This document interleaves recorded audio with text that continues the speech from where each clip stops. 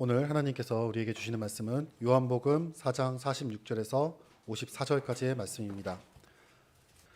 사연인지 알고 제가 봉독하겠습니다. 예수께서 또다시 갈릴리 가나로 가셨다. 그곳은 전에 물로 포도주를 만드신 곳이다. 거기에 왕의 신하가 한 사람 있었는데 그의 아들이 가버나움에서 앓고 있었다.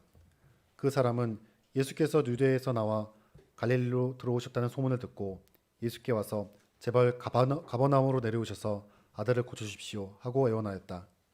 아들이 거의 죽게 되었기 때문이다. 예수께서 그에게 말씀하셨다.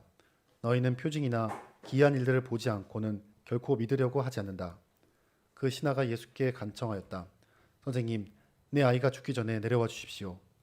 예수께서 말씀하셨다. 돌아가거라. 네 아들이 살 것이다. 그는 예수께서 자기에게 하신 말씀을 믿고 떠나갔다. 그가 내려가는 도중에 종들이 마중 나와 그 아이가 살았다고 보고하였다. 그가 종들에게 아이가 낳게 된 때를 물어보니 어제 오후 1시에 열기가 떨어졌습니다 하고 종들이 대답하였다. 아이의 아버지는 그때가 예수께서 그에게 네 아들이 살 것이다 하고 말씀하신 바로 그 시각인 것을 알았다. 그래서 그와 그의 온 집안이 함께 예수를 믿었다. 이것은 예수께서 유대에서 나와서 갈릴리로 돌아오신 뒤에 행하신 두 번째 표징이다. 아멘. 할렐루야. 하나님은 영이시니 영으로 찬양하고 영으로 기도하고, 우리가 기도할 때에 우리 육으로 기도할 수도 있습니다. 육을 위해서 육적인 필요들만 구할 수 있지만은 영으로, 하나님 영이시니까 하나님의 영과 통해서 하나님께서 기뻐하시는 것을 구하고, 하나님 영이시니 영으로 우리가 찬양을 하고 우리의 마음을 담아 영혼을 담아 하나님을 기쁘시게 해드리는 오늘 예배가 되기를 간절히 소망합니다. 우리 계속해서 예수님의 생애에 대해서 우리가 보고 있습니다. 사카오이상 저 야쿠 다이조부스까? そこになんか 落ちたら 저 야쿠 ありますけれども、 김정수 사님 조금 옆으로 당겨주시면 거기에 통역기가 있어가지고, 예, 2人とも 어쩌시다方がいいと思います. 죄송합니다. 예, 예배 중인데. 이제 우리 통역기가 이게 앞에서부터 세 번째 줄부터 이제 이쪽에만 이제 통역기가 있어가지고, 통역이 필요하신 분들은 이제 누구라도 보시면 그렇게 안내를 해주시면 감사하겠습니다. 자, 오늘은요 우리가 갈릴리 가나에서 행하신 두 번째 기적이란 그러한 제목으로서 두 번째 표적이라는 제목으로서 말씀을 우리가 보기를 원합니다. 자, 우리 이제껏 여러분들이 봐오셨지만은요, 예수님께서 유월절을 네 번 기준으로 예수님의 공생애를 우리가 시간 순으로 보고 있습니다.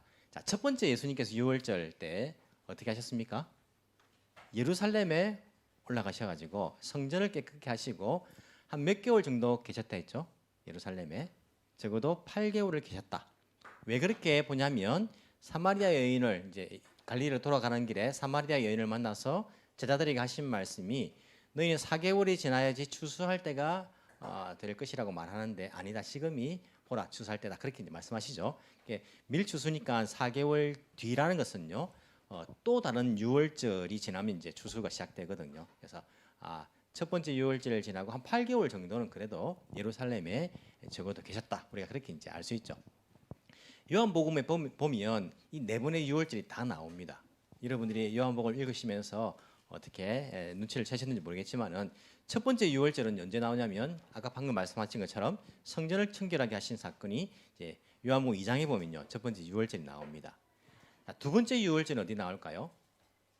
유월절이라고 명시되어 있지는 않습니다. 명시되어 있지는 않지만은 우리가 오늘 본 4장 뒤에 보시면요 5장에 보시면 이렇게 나옵니다. 그 뒤에 유대 사람의 명절이 되어서 예수께서 예루살렘으로 올라가셨다. 자, 유대인의 명절이 되었다라고 말하죠. 이 명절이 어떤 명절일까요? 정확하게 우리가 나오지 않기 때문에 뭐라 말할 수 없지만은 이 명절은 예수님께서 예루살렘에 올라가시니까 적어도 예루살렘에 올라가시는 명절은 유대인 가운데 세 번의 명절이 있습니다.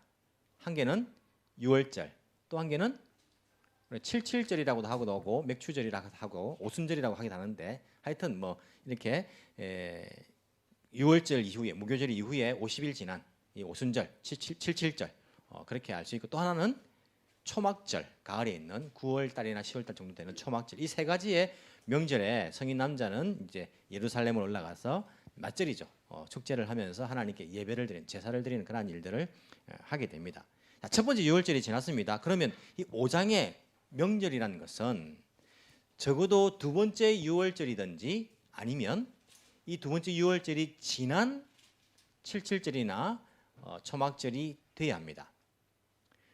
왜냐하면 예수님께서 첫 번째 유월절을 지났을 때에 그때 8개월을 그 예루살렘에 계셨다라고 하지 않습니까? 계셨기 때문에 그 8개월 지나면서 이 갈릴리로 돌아오는 그 사이에 이미 칠칠절도 지났고 이미 초막절도 지났기 때문에 그 다음 명절인 그 유월절 혹은 유월절이 두 번째 유월절이 지난 칠칠절이나 초막절의 명절인 것을 알 수 있습니다. 무슨 말을 제가 하고 있습니까? 적어도 두 번째 유월절이든지 두 번째 유월절이 지난 명절이란 거예요. 왜냐하면 예루살렘의 첫 번째 유월절 때 8개월 이상을 계셨기 때문에 그렇다는 것입니다. 자, 6장에 보시면요. 6장 4절에 보시면 세 번째 유월절이 나옵니다. 마침 유대 사람의 명절인 유월절이 가까운 때였다. 이게 이제 세 번째 유월절입니다. 요한복음에 나오는. 그렇기 때문에 이 5장에 나오는 명절은 적어도 두 번째 유월절이든지 세 번째 유월절이 되기 전에 어떤 칠칠절이나 초막절인 것을 알 수 있습니다. 네 번째 마지막 유월절은 요한복음 12장에 보면 나옵니다. 예수님께서 십자가에 달려 돌아가시는 그 네 번째 유월절은 12장에 나오게 됩니다. 그래서 예수님의 공생애 가운데 유월절이 4번 있었다라고 우리가 추측을 해볼 수 있습니다. 자, 5장에 보니까 이거 5장은 뭐 두 번째 유월절일 가능성이 있겠죠, 그죠? 아니면 뭐 칠칠절이든지 아니면 초막절까지는 안 갔을 거예요. 아마 초막절까지는 안 간 걸로 그렇게 우리가 이제 생각을 하는데 이 요한복음에는 예수님께서 예루살렘에서 돌아오셔가지고 갈릴리로 그 다음 명절이 될 때까지 이 사이에 갈릴리 사역은 기록을 하고 있지 않습니다. 단 하나 오늘 읽었던 갈릴리 가나에서의 두 번째 표적만 기록이 되어 있고 갈릴리에서 어떤 일을 하셨는가 그 다음 명절 때까지는 기록되어 있지 않습니다. 다른 마태와 마가와 누가복음에는 그 예루살렘에서 돌아오셔가지고 갈릴리에서 사역하신 그 사역부터 기록을 합니다. 그렇기 때문에 요한과는 겹치지 않는 부분들이 많죠. 첫 번째 유월절에서 8개월 정도 이 예루살렘에서 사역하신 것은 요한만 기록을 하고 있고 그 이후에 갈릴리로 돌아가셔가지고 그 다음 명절 될 때까지의 이 갈릴리 사역은 요한에는 기록되지 않고 다른 마태, 마가, 누가 복음에 기록되어 있어가지고 그곳에 보면 지난주에 봤지만은 갈릴리 돌아가셔가지고 예수님께서 회개하라 하나님 나라가 가까이 왔다라고 그렇게 선포하시면서 갈릴리 사역을 시작하시는 것을 우리가 볼 수가 있죠. 그래서 갈릴리 돌아가셔가지고 가브나움에서 이사를 가셔가 사시는데 그 전에 예수님께서 갈릴리 가나에 다시 가셨다라는 것이 시기적인 그러한 배경이고 장소적인 그러한 배경으로 여러분들이 아시면 되겠습니다. 무슨 말씀인지를 아시겠습니까? 1부 때도 제가 일본말을 했으니까 사람들이 잘 모르는 것 같더라고요. 제가 일본말이 서툴러서 그런지 아니면 설명이 서툴러서 그런지 모르겠는데 한번 집에 돌아가셔가지고 곰곰하게 따져보시면 무슨 말인지를 알 수도 있을 것입니다. 물론 집에 가서 다시 보지 않겠지만은 이렇게 예수님께서 이제는 첫 번째 유월절 지나고 두 번째 유월절 그 사이에 예루살렘 돌아가셔가지고 예루살렘에서 갈릴리로 돌아가셔가지고 갈릴리 가나로 가셨다라는 시점입니다. 갈릴리 가나는요 가보니까 산동네입니다. 산동네. 그리고 이 보시면 왕의 신하라는 사람이 나오는데 그 아들이 어디에 살았냐면 어디에서 살았습니까? 46절에 보면 그 아들이 가브나움에서 앓고 있었다. 가브나움에 있었습니다. 가브나움이 어디냐면 갈릴리 호수가 있지 않습니까? 갈릴리 호수가 이제 서양 배처럼 생겼다라고 이야기하거든요. 서양 배처럼 생겼는데 이 갈릴리 호수의 북쪽 중간쯤 보면 가브나움이라는 도시가 있습니다. 근데 갈릴리 지역은요 해발 몇 미터냐면 해발 마이너스 200m 지점입니다. 이 갈릴리 지역 자체가 이렇게 푹 꺼져 있습니다. 꺼져 있어서 이 해발이라는 것은 바다의 높이보다 낮다는 마이너스면 그 바다의 높이를 기준으로 해발 마이너스 200m 그 지역에 가브나움이라는 지역이 있고 갈릴리 가나는 해발 400m 지역에 있습니다. 그럼 몇 미터 차이 납니까?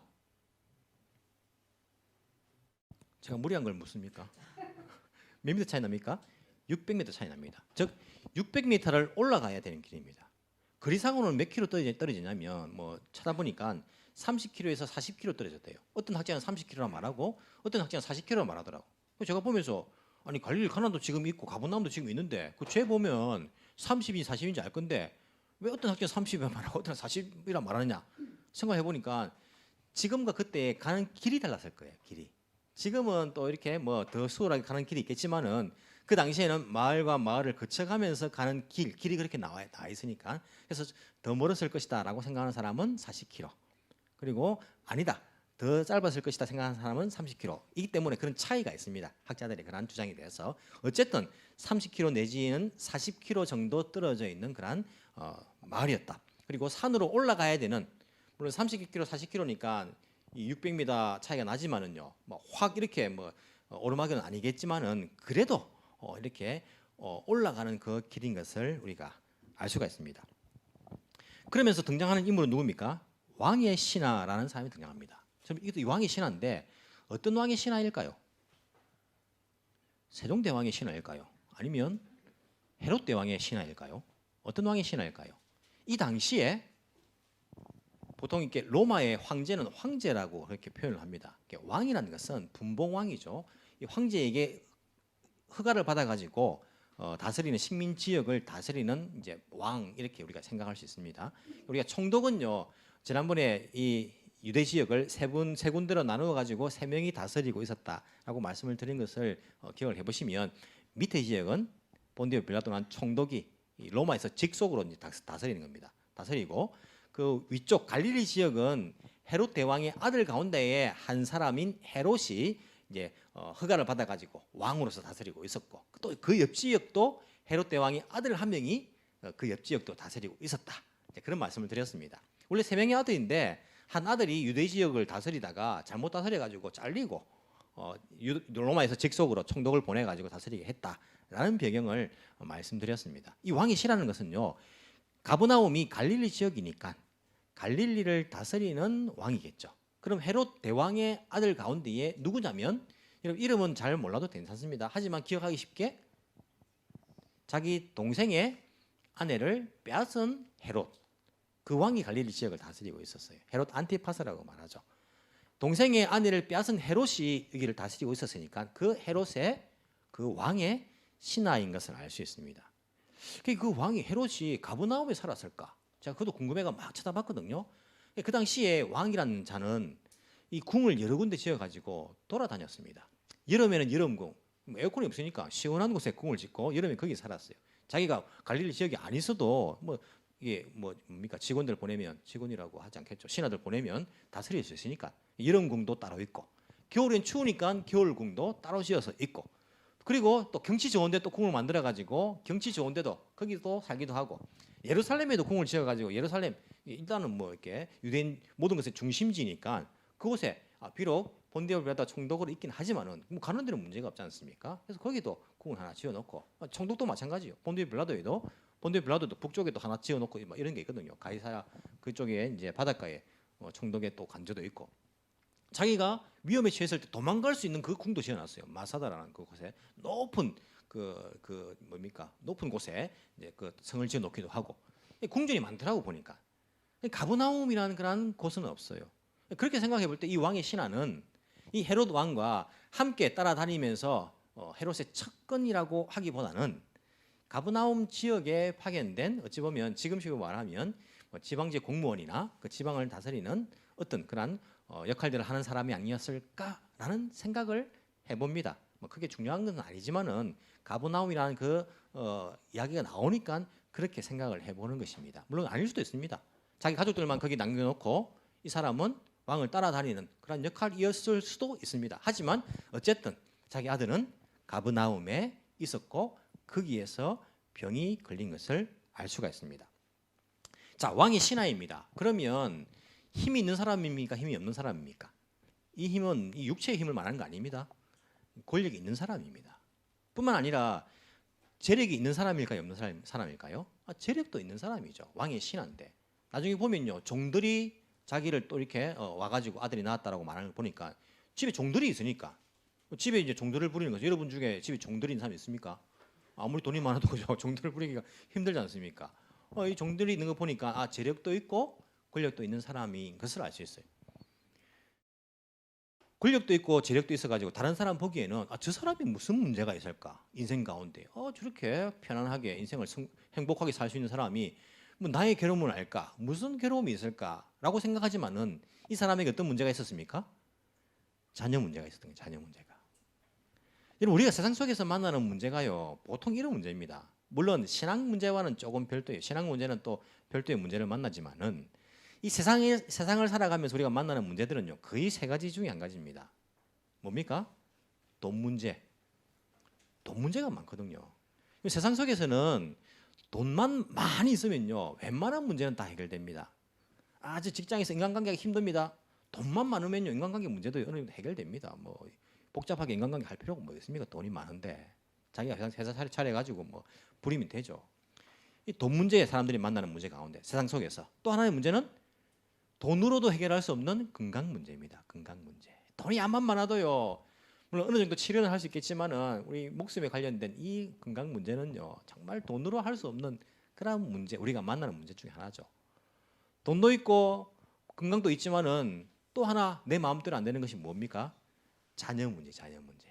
웬만한 우리가 세상 속에서 만나는 문제는요. 이 세 가지에 다 걸려 있습니다. 여러분 기도한 내용 보십시오. 다 이 세 가지 문제에 걸려 있는 것들을 볼 수 있습니다.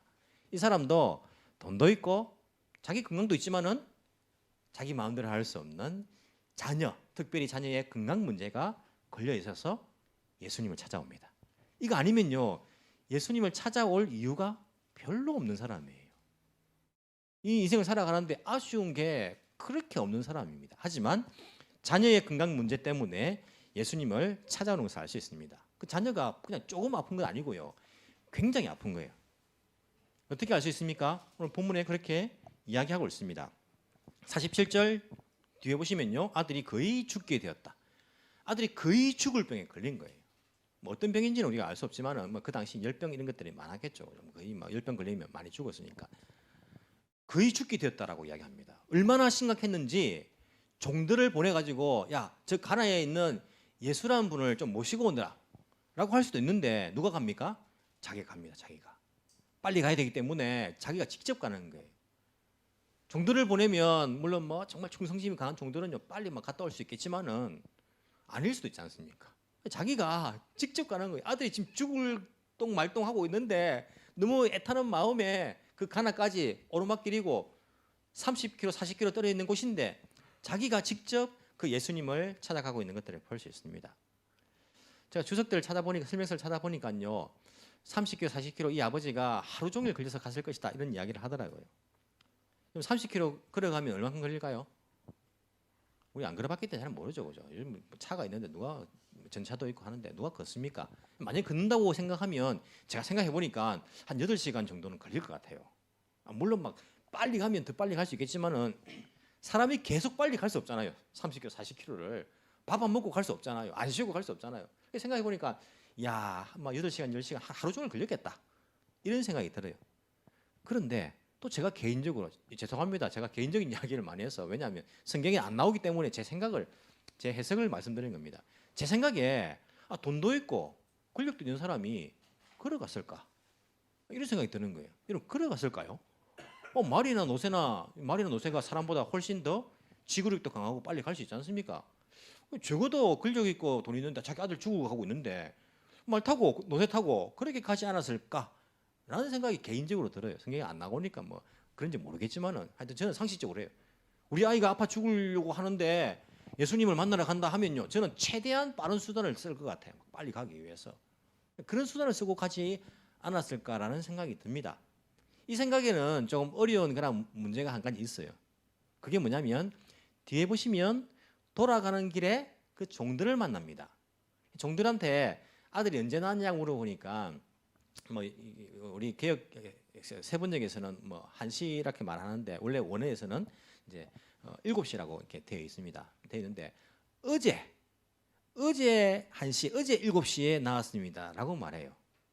만약 예수님께서 말씀하신 그때 그 시간 똑같은 시간이죠. 그 말을 듣고 바로 말 타고 갔으면 어제는 아니었지 않았을까? 종들이 말한 그 어제까지 하루 지나는 정도가 걸렸을까? 생각해 보면 그래 갔을 가능성도 있겠다라는 생각이 들어요. 종들 만났을 때 어제라 말하니까. 근데 이 어제라는 단어도 되지만은 지난 시간을 말할 때도 쓰는 단어입니다. 그리고 이 7시라는 것이 물론 이제 뭐 여기에는 오후 1시라고 되어 있는데 요한복음에는 시간을 우리가 로마식으로 보는 것이 더 맞다라고 말씀을 드렸죠, 그죠? 그래서 이건 세번역은 현대 로마식으로 유대식 시간을 현대식으로 바꾸다 보니까 플러스 6을 한 것입니다. 그래서 원래 원어에는 7시라고 되어 있습니다. 그래서 개역 개정에는 아마 7시라고 되어 있을 겁니다. 그대로 로마식으로 본다면 저녁 7시로 우리가 볼 때에 왜냐하면 뭐 아침부터 일어나서 달려갔겠죠, 예수님께. 그리고 만나가지고 이제 돌아간다 할 때는 뭐 7시 정도가 됐을 수 있지 않습니까? 저녁이었기 때문에 하루를 머물지 않았을까? 저녁에는 이제 여행하기 힘들잖아요. 뿐만 아니라 이 사람은 이미 믿음이 생겼기 때문에 하루를 머물 수 있지 않았을까라고 해결한다면 말을 타고 갔다, 노새를 타고 갔다 해도 크게 모순이 없지 않을까라는 생각을 해보게 됩니다. 어쨌든 이 사람이 예수님 앞에 갑니다. 자, 가나에서 예수님 앞에 옵니다. 그리고는 예수님께 다른 걸 다 제껴놓고 본론부터 말합니다. 뭐라 말합니까? 47절에 보니까 제발 가버나움으로 내려오셔서 아들을 고쳐 주십시오라고 애원합니다. 뭐 딴 말 할 게 뭐 있습니까? 예수님, 내 아들을 가버나움에 지금 앓고 있는데 와서 고쳐 주십시오라고 애원했습니다. 아들이 거의 죽게 되었기 때문에 그렇게 말합니다. 48절 그 이야기를 듣는 예수님의 대답이 어떻습니까? 그래 내가 고쳐줄게. 아니면 싫어. 내가 왜? 라고 대답하지 않고 예수님의 말씀이 너희는 표징이나 기이한 일들을 보지 않고는 결코 믿으려고 하지 않는다. 이러면 상식에 어울리는 말입니까? 지금 문맥에 맞는 말입니까? 상식적으로 생각하기에 예수님은 좀 이렇게 분위기 파악이 안 되는 분인 것 같아요. 아니 이 아들을 고쳐달라고 급하게 하고 있으면 그래 걱정 마라 내가 가서 고쳐줄게 라고 하든지 아니 아들이 죽지 않을 것이다 아니 이렇게 이야기를 해주시든지 하는데 예수님 말씀은요 그하고 별로 상관없이 너희는 기적이죠. 기적이나 기이한 일들을 보지 않고는 결코 믿으려고 하지 않는다. 이 말씀을 하시는 거예요. 왜 이 말씀을 하셨을까요? 예수님은 조금 남의 말 듣지도 않고 자기 말만 하는 사람입니까? 제가 보니까 요즘 그런 사람 많아요. 사람들 만나보면 남의 이야기는 듣지 않고 자기 말만 하는 사람이 있더라고요. 보니까. 예수님도 그런 분입니까? 남의 말은 들어주지 않고 자기 머릿속에 있는 것만 이야기하시는 이런 이상한 분이십니까? 예수님이? 그렇지 않잖아요. 예수님의 말씀은요 우리가 이해되지 않아도 보시면 정말 전곡을 찌르는 말씀인 것을 알 수 있습니다. 요한복음 4장 앞에 나오는 5장 앞에 나오는 4장 앞에 나오는 니고데모와의 대화를 봐도 알 수 있습니다. 니고데모가 와가지고 예수님께 뭐라 했습니까? 하나님 나라 어떻게 들어갈 수 있습니까? 묻지도 않았어요. 선생님은 하나님께로부터 오신 분인 걸 압니다. 그렇지 않고서는 그런 일들이 일어날 수 없습니다. 이리 말했는데 예수님은 그래 너 잘 알고 있네. 가 아니고 사람이 다시 태어나지 않으면 하나님 나라에 갈 수 없다. 이 말씀하시는 거예요. 왜 그렇습니까? 니고데모가 그걸 궁금해하는 걸 아시거든요. 그게 핵심이거든요.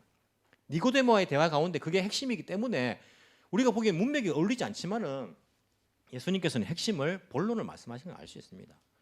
돌아온 게 사마리아 여인을 만납니다. 물 좀 달라. 생수에 관한 이야기를 하십니다. 근데 갑자기 예수님 뭐라고 하십니까? 가서 네 남편을 데려오라. 전혀 분위기 맞지 않는 이야기예요. 근데 왜 그렇게 말씀하신 것입니까? 그 여인의 핵심, 그 문제의 핵심 아닙니까? 그 여인의 목마름의 핵심, 인생 가운데에 예수님은 전곡을 찌르시고 핵심을 말씀하시기 때문에 인간적인 눈으로 보면 문맥이 맞지 않고 분위기가 어울리지 않는 말씀같이 보이지만은 그 말씀이 전곡인 거예요. 그렇게 볼 때에 오늘 이 말씀은 마찬가지입니다. 예수님께서 너희는 표징이나 기이한 일들을 보지 않고는 결코 믿으려고 하지 않는다. 이게 왕의 신하의 마음의 핵심인 거예요. 이런 유대인들은요 어떤 성질을 가지고 있습니까? 유대인들은 그 표적이나 기이한 일, 기적, 증거를 보지 않으면 믿지 않는 그런 사람들이에요. 이게 제 말이 아니고 성경에 나와 있는 말씀입니다. 성경 보시면 이 사람들이 예수님께 계속 그 증거를 요구했습니다. 마태복음 12장 38절. 그때 율법학자와 바리새파 사람들 가운데 몇 사람이 예수님께 말하였다. 선생님, 우리는 선생님에게서 표징을 보았으면 합니다. 기적을 보았으면 합니다. 증거를 보면 좋겠습니다. 마태복음 16장 1절. 바리새파 사람들과 사두개파 사람들이 와서 예수를 시험하느라고 하늘로부터 내리는 표징을 자기들에게 보여달라고 요청하였다. 우리에게 하늘로부터의 증거를 보여주십시오. 메시아라면. 요한복음 2장 18절 유대 사람들이 예수께 물었다. 성전을 청결하신 그 사건 이후에 당신이 이런 일을 하다니 무슨 표징을 우리에게 보여주겠소? 표징을 구합니다. 요한복음 6장 30절 그들은 다시 물었다. 우리에게 무슨 표징을 행하셔서 우리로 하여금 보고 당신을 믿게 하시겠습니까? 유대인들의 특징이 뭐냐면 표징을 구하는 거예요. 증거를 구하는 것입니다. 내가 이해할 수 있도록 깨달을 수 있도록 그 증거를 보여달라. 표적을 보여달라는 것이 유대인들의 특징입니다. 자, 이 왕의 신하는요. 일단 유대인으로 보입니다. 예수님 이때까지는 이방인을 만나지는 않았으니까 이 유대 사회 가운데 그 뭐 헤롯 왕의 신하들은 유대인들을 기용을 해서 많이 썼겠죠. 그런 가능성이 이제 큽니다. 뭐 다는 할 수는 없겠지만 그런 가능성이 큽니다. 그걸 당연하다고 우리가 받아들입니다. 유대인이겠죠. 특히 이 왕의 신하는요. 예수님에 관한 소문을 알았을까요? 몰랐을까요? 모를 리가 없습니다. 왕의 신하인데. 이 당시에 본디오 빌라도나 아니면 헤롯 왕들이나 이 사람들이 관심 갖는 것이 무엇이냐면 자기의 그 위치가 혹시 흔들릴까 그게 제일 큰 관심이에요. 정치인들은. 사실 자기 그 형제 가운데 한 명은요. 그걸 잘 못해가 잘렸습니다. 이 본디오 빌라도 예수님을 왜 십자가에 내줍니까? 밀란이 일어날까 봐. 자기 자리 위험해질까 봐 죄가 없는 사람을 십자가에 못 박게 내주는 거예요. 그만큼 사람들이 누구를 따르느냐 여론이라는 것이 굉장히 무섭습니다. 그 당시에도. 그런데 예수란 자가 나타나가지고 예루살렘에서 많은 사람이 따르더라라는 그 소식은요. 당연히 헤롯도 알지요. 귀에 들어가지요. 왕이 신하면 거기에 민감하지요. 혹시 우리 정부가 우리 왕이 그 자리가 흔들리지 않을까라고 늘 관심을 가지고 있습니다. 특히 세례요한이 이제 방금 잡혔거든요. 많은 사람들이 따르던 그 세례요한이 누구한테 자기가 섬기고 있는 그 왕에 의해서 감옥에 지금 갇힌 상태예요. 이 상태에서 예수님에 대해서 몰랐을 리는 없습니다. 남들보다 더 많이 알았으면 알았지 절대 모르곤 하진 않았을 것입니다. 하지만 그 마음속에 예수님을 메시아로 믿고 있지는 않았을 것입니다. 이 사람이 자기 아들이 죽게 되었으니까 그때에 예수께 찾아오는 것입니다. 그리고는 그 마음속에 여러 가지 의심들과 의문들과 그런 것들을 가지고 있었겠죠. 그러면서도 어떤 생각들, 만약에 내 아들을 고쳐주면 내가 메시아로 믿을지 말지 내가 생각을 해보지 라는 마음이었을 거예요. 그러니까 예수님께서 이렇게 말씀하시는 겁니다. 예수님께서는 아무 이유 없이 말씀하지 않아요. 이 왕의 신하의 그 마음에 전곡을 찌르는 겁니다. 너 마음속에 믿음 가지고 온 것이 아니다. 너는 이 기적을 보고 너가 믿을지 말지를 지금 결정하겠다는 거 아니냐. 도무지 너희들은 기적이나 기이한 일을 보지 않고서는 믿으려고 하지 않는 인간들이다. 이 말씀은요. 이 왕의 신하에게 해당하는 거예요. 어떤 마음으로 왔는지를 우리가 알 수 있다는 것입니다. 그 말을 듣고요. 이 왕의 신하가 어떤 마음이었을까요? 그가 다시 재차 예수님께 말합니다. 어떻게 말합니까? 그 신하가 예수께 간청하였다. 선생님, 내 아이가 죽기 전에 내려와 주십시오. 똑같은 말로 보이죠. 앞의 말과. 하지만 다른 말입니다. 앞의 말과 비슷한 내용이네요. 아닙니다. 비슷한 내용이지만은 이 왕의 신하의 마음은요. 완전히 달라진 상태입니다. 왜냐하면 예수님이 어떻게 부릅니까? 선생님 부르지만은 원래 원어에는 퀴리에 개역 개정 성경 보시면요. 주여라고 부르고 있습니다. 앞에는요. 그렇게 안 불렀습니다. 주여라고 부르면서 그가 어떻게 말합니까? 내 아이가 죽기 전에 내려와 주십시오라고 간청을 합니다. 예수님께 와가지고 내 아들을 고쳐주면 내가 믿을지 말지 결정하겠다라는 마음으로 내려오셔가지고 아들을 고쳐주십시오라고 그렇게 말했는데 이때는 불신과 의문의 마음을 가지고 했고 예수님께서 야 너는 도대체 너희들은 이 기적을 경험하지 않고서는 믿으려고 하지 않네 라는 그 말을 듣는 그 순간에 자기 마음속에 있는 것이 다 들통난 것입니다. 여러분 내가 생각을 하고 있는데 말도 꺼내지 않았는데 내 생각을 누가 알고 지적을 한다면요. 깜짝 놀랄 거 아닙니까? 이 사람의 마음이 바뀌었습니다. 주여라고 부르면서 제발 내려와서 도와주십시오라고 간청을 합니다. 우리가 믿음 생활을 하면서 주님 이것 들어주시면 내가 믿겠습니다. 이 소원 이루어주면 내가 더 잘 믿겠습니다. 이것은 그것을 보고 내가 믿음을 결정한다는 거예요. 하지만 이것지 않고 주님 이것을 이루어지지 않아도 이걸 들어주지 않아도 예수님 나의 주님이십니다. 그러나 나를 긍휼히 여겨 주십시오. 내 아들을 고쳐주십시오. 라는 것은요. 그 내용은 비슷해도 우리의 마음가짐은 완전히 다른 것입니다. 불신으로 간청하느냐 아니면 믿음으로 간청하느냐 이런 차이입니다. 이 사람은요 예수님 그 말씀 가운데에 그 마음속에 불신이 믿음으로 바뀌었습니다. 내 아들이 고쳐지지 않을지 모르지만은 주님 불쌍히 여겨 주십시오. 와서 내 아들을 고쳐주십시오 라고 간청하고 있는 것들을 볼 수 있습니다. 추측하는 것이 아닙니다. 왜냐하면 예수님 말씀을 보면 압니다. 그래서 예수님께서 말씀하십니다. 50절에 돌아가라 내 아들이 살 것이다. 그렇게 하니까 그는 어떻게 합니까? 살까 말까 정말일까 왜 같이 안 가지가 아니고 그는 예수님께서 자기 하신 말씀을 믿고 떠나갔다라고 이야기합니다. 이 사람은 마음속에 믿음이 생겼습니다. 처음에 올 때는요 내 소원 들어주면 내가 믿을지 말지 주님 이 사업 성공하게 해주면 내가 뭐 조금 더 이렇게 뭐 믿음 생활 해볼게요가 아니고 처음에 그렇게 왔지만은 예수님을 만나고 그 말씀을 듣고는요 이 사람의 불신이 믿음으로 바뀝니다. 나를 불쌍히 여기십시오. 그리고는 그래 내 아들이 살 것이다 나을 것이다 그 말씀만 해도요 믿고 내려가고 있는 것을 볼 수 있습니다. 우리가 믿음이 안 생겼다면 그냥 여전히 의심하고 있다면요 그냥 내려갈 수 없습니다. 아니 무슨 소리 합니까? 같이 가주셔야지요. 우리 아들은 가버나움에 있다니까요.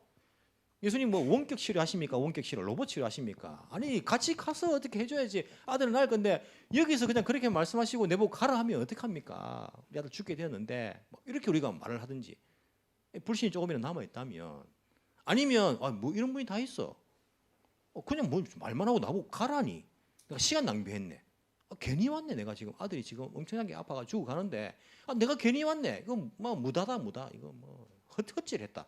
라고 생각하면서 터벅터벅 걸어가든지 그렇게 할 것 같은데 이 사람은 그 말을 믿고 돌아갑니다. 이 사람 믿음이 있었다는 것이 그 뒤에 보면 더 확실하게 나타납니다. 내려간 도중에 종들을 만나게 됩니다. 종들이 이제 아이가 살아났다는 것을 주인께 보고하려고 막 달려왔겠죠. 아이가 살아났습니다. 그렇게 보고합니다. 여러분 같으면요 아이가 살아났다. 여러분 아이가 살아났다 할 때에 어떤 말을 제일 먼저 하겠습니까? 몇 시에 살아났느냐? 그 묻겠습니까? 예? 자녀가 살아났다면 그래 어떠냐? 지금 괜찮으냐? 뭐 어떤 상태에 열이 떨어졌느냐? 지금 뭐 어떻게 일어나 앉아 있느냐? 뭐 누가 돌보고 있느냐? 그거 아닙니까? 근데 이 사람은 뭘 물어보고 있습니까? 아이가 낳게 된 때를 물어보는 거예요. 이게 자기 믿음을 확인하는 겁니다. 누가 이런 걸 물어봅니까? 누가 자기 아들 살아났다는데 그래 몇 시에 살아났느냐? 몇 시에? 몇 시였느냐? 그때 시계가 있습니까? 핸드폰이 있습니까?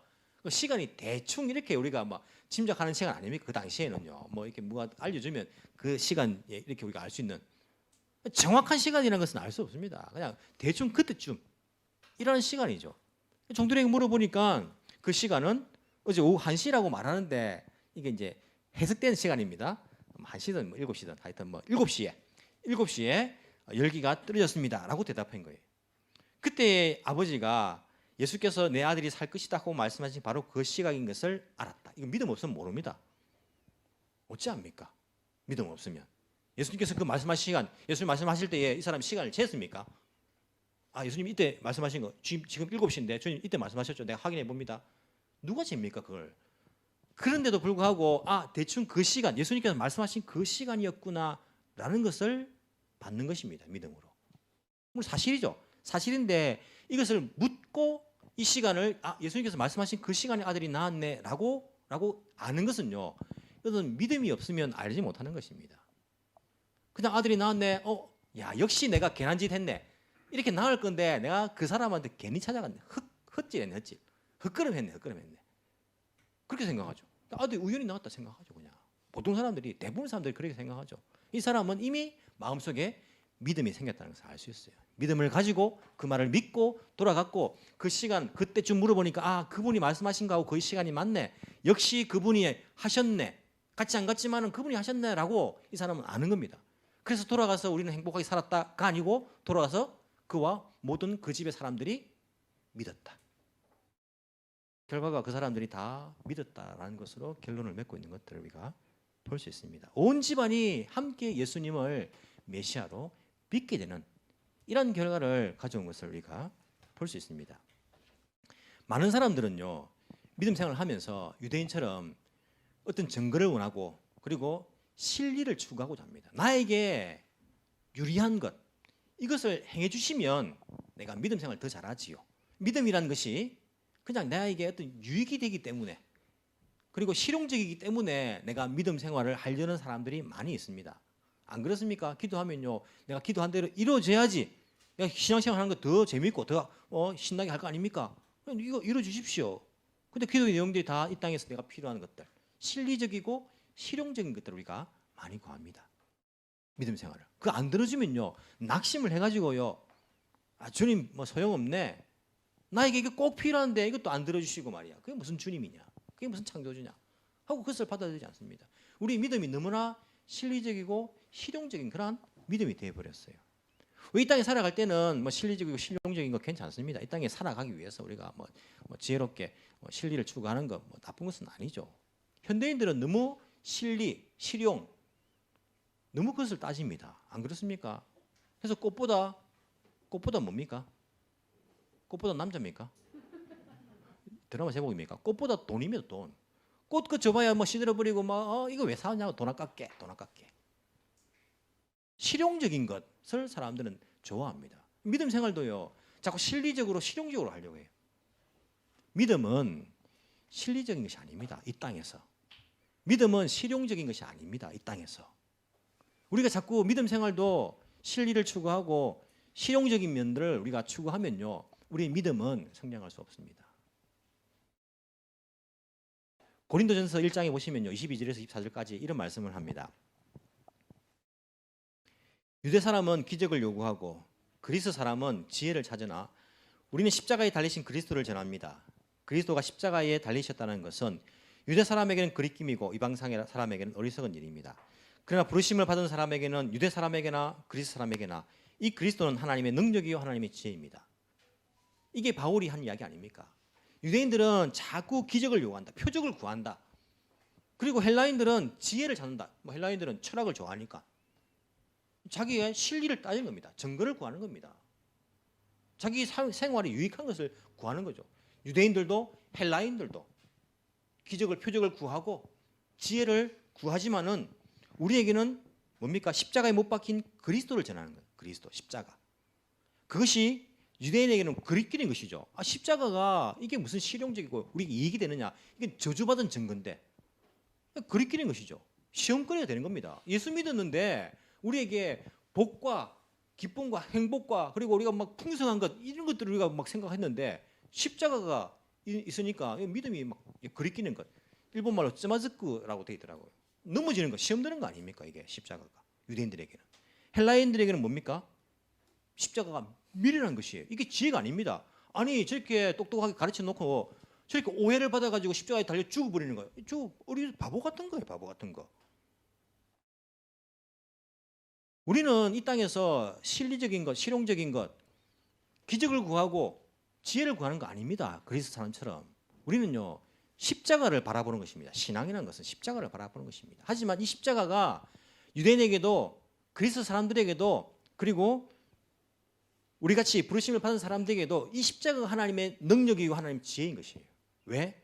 십자가를 통해서 인간 본연에 하나님과의 그 창조주와의 그 관계가 회복되고 우리 모든 죄가 용서받을 수 있기 때문에 이 십자가가 진정한 하나님의 능력이고 하나님의 지혜라고 이렇게 이야기하고 있는 것도 볼 수 있습니다. 여러분, 우리가 신앙생활 하는 것은요, 나에게 유리한 것, 성공하는 것, 잘 되는 것, 뭐 돈 문제 해결되는 것, 건강 문제 해결되고 그리고 자녀 문제 해결되는 것, 이걸 바라보면서 신앙생활 하는 것이 아니라 우리는 십자가를 바라보면서 신앙생활 하는 것입니다. 십자가를 바라보면서. 이게 때로는요, 우리가 신앙생활 하는 거 보면 이 세상 사람들이 보기에 어리석게 보여요. 그리스 사람들 보기에는 어리석은 것이죠. 얼마나 바보 같은 짓입니까? 아니, 너 소원하는 대로 다 이루어진 것도 아니고 그 가서 시간 낭비하고 돈 낭비하고 뭐 하는 짓이냐, 쉬지도 못하고 바보 같은 것이다. 십자가 바라보면서 신앙생활 하는 거, 그렇게 보일 수 있습니다. 하지만 그것이 하나님의 능력인 거예요. 그것이 하나님의 지혜인 것입니다. 왜? 그 십자가를 통해서 우리가 하나님께 가까이 갈 수 있기 때문에, 하나님 만날 수 있기 때문에, 영원히 우리가 그분과 함께 살아갈 수 있기 때문에 우리가 십자가를 바라보는 것이에요. 다른 사람들이 여러분들을요, 어리석게 봐도요, 그것이 당연한 것이라 생각해야 됩니다. 때로는 내가 바보처럼 이렇게 여겨질 때가 있잖아요. 바보라서 바보처럼 여겨진 게 아니고 어리석어서 어리석어 보이는 거 아니고 예수님은 바보가 아니고 어리석은 분 아닌데도 십자가 이 세상 사람들이 보기에는 바보처럼 보였지 않습니까? 우리가 어찌 보면 사람들이 보기에 뭐 똑똑하고 아니면 우리가 잘났고 많이 배웠고 많이 가진 거 있고 이 사람처럼 권력이 있고 이런 상태지만은 십자가 바라보면서 믿는 그 믿음 생활하는 걸 볼 때에 어리석게 그렇게 여길지라도 그게 당연한 겁니다. 왜? 우리는 실리적으로 실용적으로 기적을 바라보고 그리고 지혜를 구하면서 나에게 유리한 것, 나에게 이익이 되는 것을 찾으면서 신앙생활하는 것이 아니라 우리는 하나님의 능력이 되는 십자가 바라보면서 신앙생활을 하기 때문입니다. 그 십자가가 비록 내가 지기 힘든 그런 부분이 있을지라도 우리와 함께 하시는 예수님께서 그 길을 함께 가시기 때문에 끝까지 포기하지 마시고 이 땅에서 실용주의적인 실리적인 그러한 신앙생활이 아니라 정말 예수님께서 원하시고 기뻐하시는 믿음을 가지고 신앙생활을 할 수 있는 저와 여러분이 되기를 간절히 소망합니다. 기도드리겠습니다.